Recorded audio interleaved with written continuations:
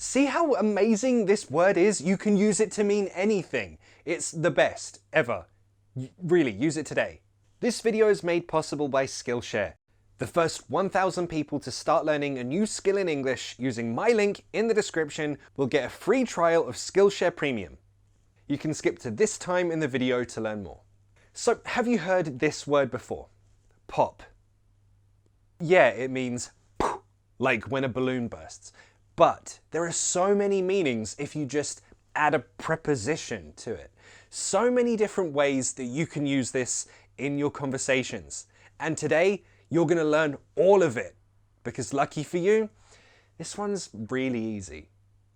And the basic meaning, if you add a preposition to it, it just means go somewhere quickly. Or go somewhere for a very short time and then come back.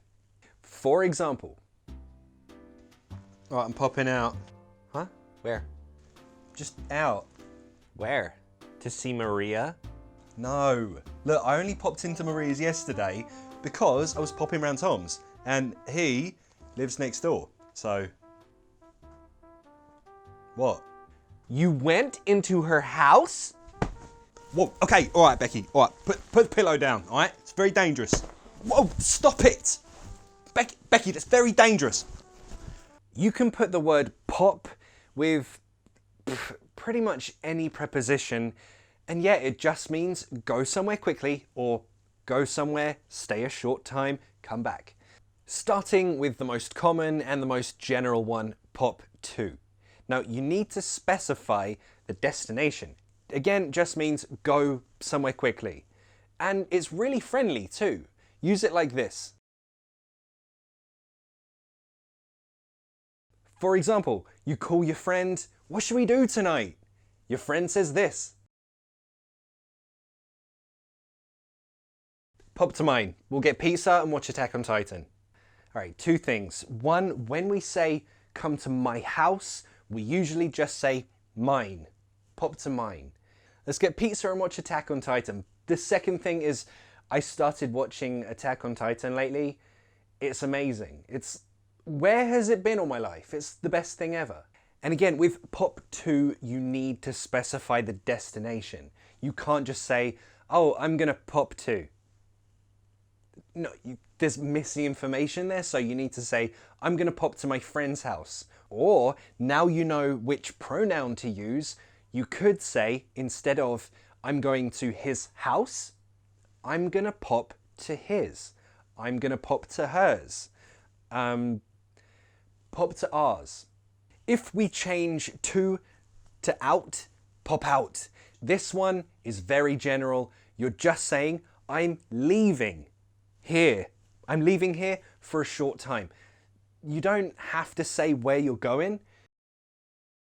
For example, if you work in an office and you want to tell your colleagues, hey, I'm leaving for lunch, for example, you could say this. Yeah, I'm just popping out. I'll be back soon.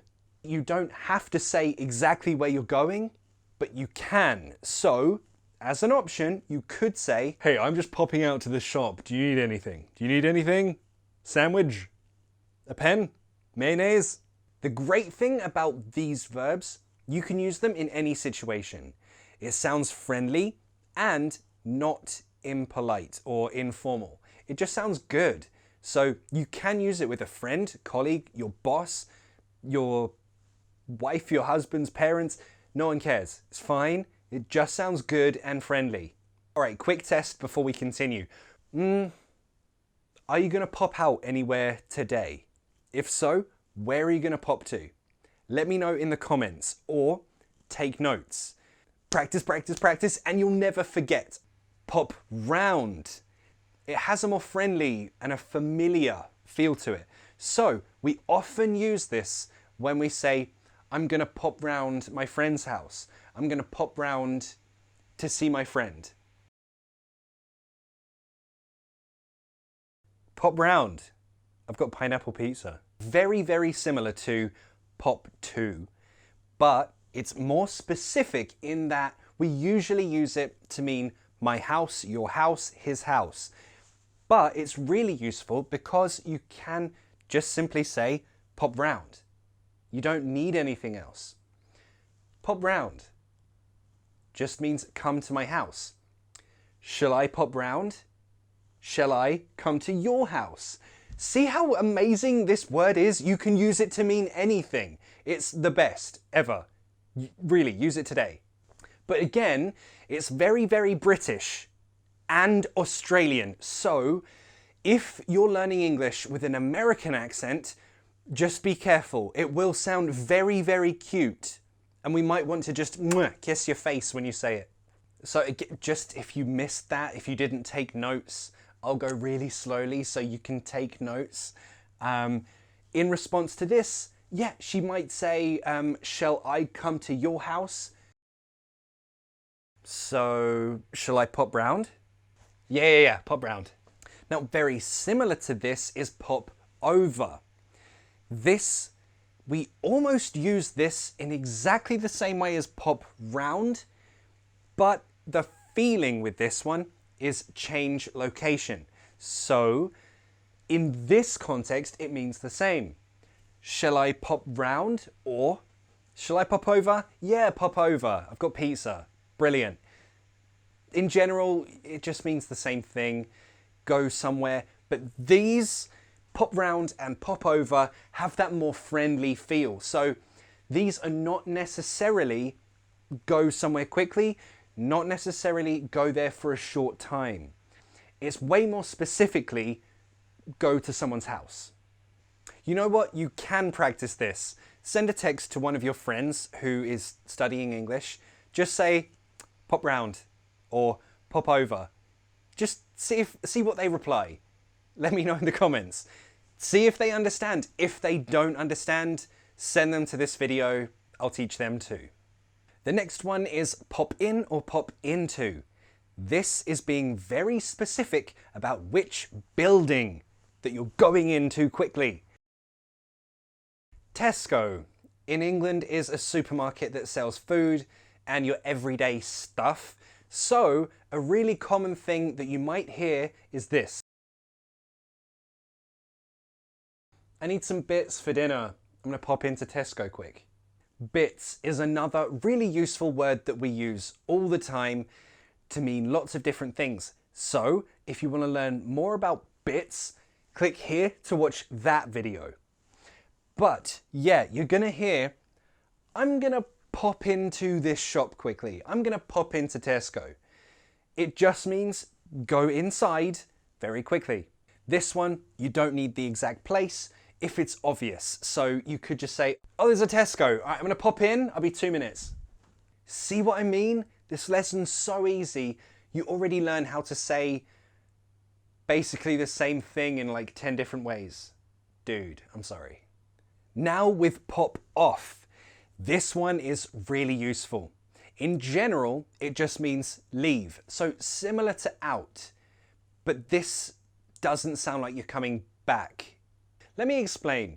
Okay, if you're in a group of people and you want to say, okay, bye, I'm going home. All right, it's getting late. I'm gonna pop off.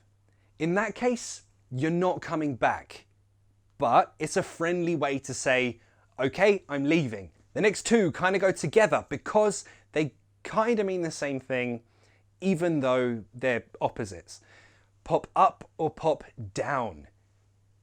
Doesn't matter which one you use, they both mean to go somewhere. That's it. So one common way you could use this is this. I'm gonna pop down the pub. Again, you're just saying, I'm gonna go to the pub. But this feels like a more British way of saying it. That's it. Now, pop down is interesting because if you want to say, I will join you at that place, then you don't need the object. In fact, it sounds better if you don't use it when you want to say, I'll join you there. For example, so as a response to, I'm going down the pub, your friend might say, oh, that sounds good. Yeah, I'll pop down too. But in that context of joining someone, you wouldn't say pop up. I don't know why English is weird, But in the other context of just saying, I'm going to that place, then you can say pop up. For example, maybe you are out of milk. If you don't know that phrasal verb, click here, watch that video. But if you don't have any milk, you might say this, I'm gonna pop up the shop. Again, this is a very common way to just say, I'm gonna go to that place. I'm gonna pop up the shop. I'm gonna pop up the street. I'm gonna pop up to Scotland for some fudge. Have you ever been to Scotland? They have amazing fudge. Now I want some. So try practicing those in the comments or in your notes. Just practice them as much as you can. Where are you going tonight? Are you going to play any video games tonight? Are you going to pop on Xbox for an hour? Practice using those phrasal verbs. Oh, okay. Yeah, I should tell you that not all of them mean go somewhere. For example, pop up doesn't just mean go somewhere. It also means this. Who's that? What? I noticed that Maria pops up on your Instagram a lot. She posts photos of lasagna. You know I love lasagna. Yeah. So yeah, you can also use pop up to mean appear. And this phrasal verb is very useful when you talk about seeing something online. You saw an article about blah, blah, blah. Where did you see that article? Oh, it just popped up on my newsfeed. So, okay, when you open Instagram or TikTok, what types of posts, what types of videos pop up for you? It's very revealing. Also, the word pop is very useful for talking about videos or posts going viral on TikTok, YouTube, whatever. So if you make a video and you post it, and then in the first day, like millions of people see it, you could say, oh my God, that video just popped. It went crazy. It was really popular. All right, finishing on a phrasal verb. Going back to pop over, remember we talked about pop round and pop over, kind of meaning the same thing, but pop over has that feeling of changing location. Well, let's say that you want to deliver something, or you want someone to deliver something to you, or someone else. For example, let's imagine that your, boss, teacher, whoever, needs a document, but they're too lazy, so they ask you to deliver it.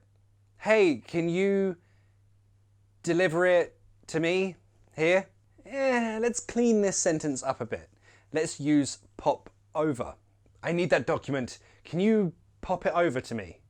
That sentence is sexy. But we have to separate that verb and the preposition. The it obviously means the document, right? So when we use a pronoun, the pronoun always goes in the middle of this phrasal verb. Pop it over. Pop them over. If it's a pronoun, middle. If you use the actual word, the document, then it can go in the middle or it can go here. So it sounds like this. Can you pop the document over? Can you pop over that document? Both are fine, both are good. So just remember, if it's a pronoun, middle, separate. If you're not using a pronoun, if you're saying the actual thing, you can put it in the middle, you can put it after. Both are good. Oh, you love learning English so much? Why don't you just marry it? Or a more sensible option might be to pop over to Skillshare, the sponsor of this video. There you can learn a new skill in English. I always talk about how important it is for language learning to learn a new skill in that language, and Skillshare is the perfect place to do that. Skillshare is an online learning community with thousands of inspiring classes for creative and curious people. You can learn a new skill, deepen your passions, and get lost in creativity, all while improving your English in a natural way. Personally, I'm watching this guy, Thomas Frank, especially now when I need some kind of new system for my work life. So his course, Productivity for Creatives, was a great match for me. And if you're in need of building your inspiration and cultivating a professional mindset, this one is definitely for you. Or Lacey Jordan's Digital Illustration for All, that one's really, really good. If you're one of the many people who ask me, how do I draw my things? Trust me, she's way better than me and she can teach you illustration way better than I can. I really like her style, and if you use my link in the description, the first 1,000 people get a free trial to Skillshare Premium. So you can take her class completely free. You'll learn to infuse your art with your personal point of view. You'll become a better freehand artist, which, to be honest, that's what I'm trying to improve now. But also, don't worry if you miss this opportunity, because Skillshare costs less than $10 a month with an annual subscription, which is crazy cool, and with thousands of courses to choose from, you're never going to be bored. There are no ads, of course, and Skillshare believes a strong community is essential to personal growth, so you can get support from fellow creatives who also provide encouragement. But for now, I'll see you in the next class.